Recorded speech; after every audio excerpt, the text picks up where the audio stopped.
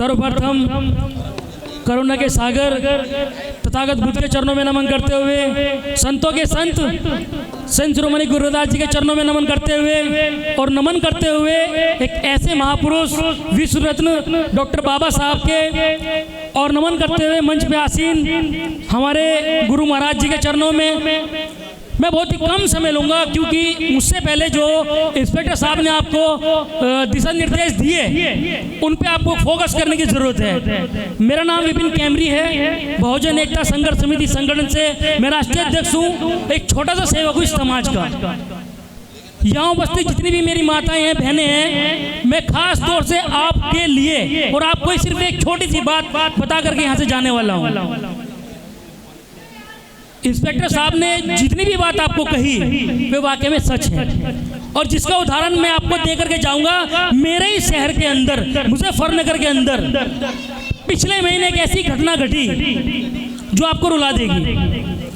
जैसे कि मैंने आपको बताया कि मैं एक छोटा सा समाज सेवक हूँ, जहाँ पे भी कोई अत्याचार होता है मेरी टीम पहुँचने का काम करती है। पिछले महीने एक ऐसी घटना मेरे सामने आई, जिला मुजफ्फरनगर से चरथावल एक विधानसभा लगती है, वहाँ से एक मुझे फोन आया और फोन आया एक माँ का। एक माँ ने मुझे कहा कि बेटा मैंने सुना है कि तू मदद करता है हम जैसे गरीबों की। मैंने कहा माँ बताओ मुझे तकलीफ क्या है। उसने कहा कि कुछ मनुवादी लोगों ने, कुछ तुच्छी मानसिकता रखने वाले लड़कों ने, कुछ अपने आप को जातिवादी जो अपने आप को उच्च श्रेणी का मानते हैं, उन लोगों ने कल रात घर से मेरी बच्ची को उठाया और पूरी रात उसका बलात्कार किया, और मेरी बच्ची मात्र 14 साल की थी।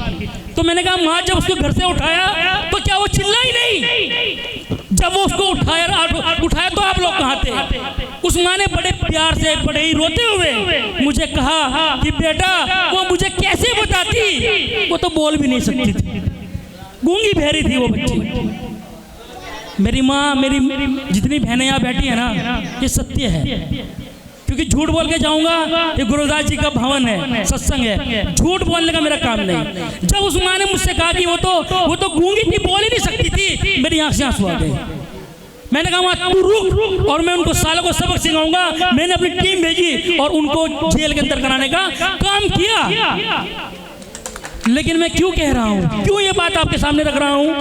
मैं इसलिए रख रहा हूँ कि जिन देवियों को वाकई में आप मानते हैं, जिनके 4 हाथ हैं, किसी एक हाथ में तलवार है, किसी एक हाथ में त्रिशूल है, जब उस छोटी सी बच्ची का बलात्कार हो रहा था वो बोल भी नहीं सकती थी, अंदर से उसकी आत्मा तड़प रही होगी, रो रही होगी, वो भी किसी भगवान को याद कर रही होगी। क्या कोई देवी आई? क्या कोई दुर्गा पहुंची? नहीं पहुंची। लेकिन मैं देखता हूं जब कहीं दुर्गा के जागरण होते हैं, आप लोग भी देखते होंगे, आपके यहाँ भी जागरण होते होंगे, जब कोई जागरण होते हैं, बड़े बड़े मंच लगते हैं, किसी न किसी महिला के अंदर वो दुर्गा जरूर पहुंचती है। देखें हिलती हुई महिलाएं जब पूछते हैं कि क्या हो रहा है, किसके अंदर माता आ गई, ये सब झूठ है, एक बिल्कुल फ्रॉड है। देखिए और भी वक्ता यहाँ मौजूद हैं, समय भी बहुत हो गया है। मैं एक बात और आप लोगों के बीच बता दूं, जो मनीष भाई हैं जिन्होंने गुरु रविदास आर्मी का गठन किया है, पूरी टीम का धन्यवाद करता हूं। और मैं इस आर्मी से कहना चाहता हूं कि आपने गुरु रविदास जी के नाम से जो ये आर्मी बनाई है, मेरी शुभकामनाएं, मेरी पूरी टीम की शुभकामनाएं आपकी तरफ है। और एक बात का बिल्कुल ध्यान रखना, इस बात का ध्यान रखना कि आपके माध्यम से इस समाज में गुरु रविदास जी का प्रचार होना चाहिए। गुरु रविदास जी के प्रचारों के माध्यम से इस समाज के जो युवा जो ये बेफालतू में कावड़ होते हैं, बिना फालतू के पाखंड में विलुप्त रहते हैं, इनका पाखंड छुड़ाने का काम ये गुरु रविदास आर्मी अगर सहारनपुर के अंदर करेगी, तब जाके गुरु रविदास जी का सपना पूरा होगा। क्योंकि जब हमारे युवा कावड़ लेके पहुंचते हैं तब इनके ऊपर फूल बरसाए जाते हैं। डीएम हो, एसएसपी हो, तब यहाँ पे फूल बरसाने का काम होता है, फूल बरसाने का। आप लोगों ने भी देखा होगा जब कावड़ लेके जाते हैं फूल बरसते हैं ना। लेकिन जब यही युवा यही बेरोजगार युवक जब नौकरी मांगने जाते हैं, वही एसपी, वही डीएम इनका पिछड़ा लाल करने का काम करता है, लट तोड़ देने का।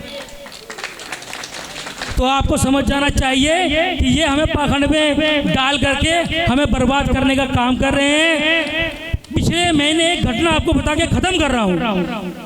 एक महिला यानी कि एक लड़की की शादी हुई, पटना की वो घटना है। पटना जिले की वो घटना है, वहाँ पे एक लड़की की शादी तय हुई। अब वो पंडित जी के पास पहुँच गई, सच्ची घटना है, नेट पे सर्च मारोगे मिल जाएगी। जब वो लड़की पहुँची, उसने पंडित जी को काट दिया शादी का। पंडित जी 4 दिन बाद मेरी शादी है। अब पंडित जी बोले पीछे गंगा जी है, एक शादी का कार्ड गंगा माता को भी समर्पित करते जाना। अब वो लड़की बेचारी पीछे गंगा माता को कार्ड समर्पित करने गई, आज तक वापस नहीं आई, आज तक वापस नहीं आई, वो उसी में समा गई। तो मैं ये कहना चाह रहा हूँ कि किसी को भी भविष्य का नहीं पता, ये भविष्य हम तय करेंगे। हमारी माताएं बहनें, ये जो बच्चियां बैठी है पढ़ेंगी लिखेंगी तो कामयाब होगी, अन्यथा कोई शक्ति इनको कामयाब नहीं कर सकती। वही इंस्पेक्टर साहब ने एक मिट्टी की बात कही थी, वही बात खत्म मैं भी कर रहा हूँ। अगर आपके दरवाजे में कोई कुत्ता आता है और कुत्ते को आप मट्टी की रोटी बना करके उसका कलर पेंट करके उसके सामने डाल दोगे तो क्या वो कुत्ता उस रोटी को खा लेगा? क्यों नहीं खाएगा? क्योंकि वो रोटी और जिसको पूज रहे हो वो क्या है? वो भी तो मट्टी का है। बस इन्हीं शब्दों के साथ क्रांतिकारी जय भीम, नमो बुद्धाय, जय गुरुदास।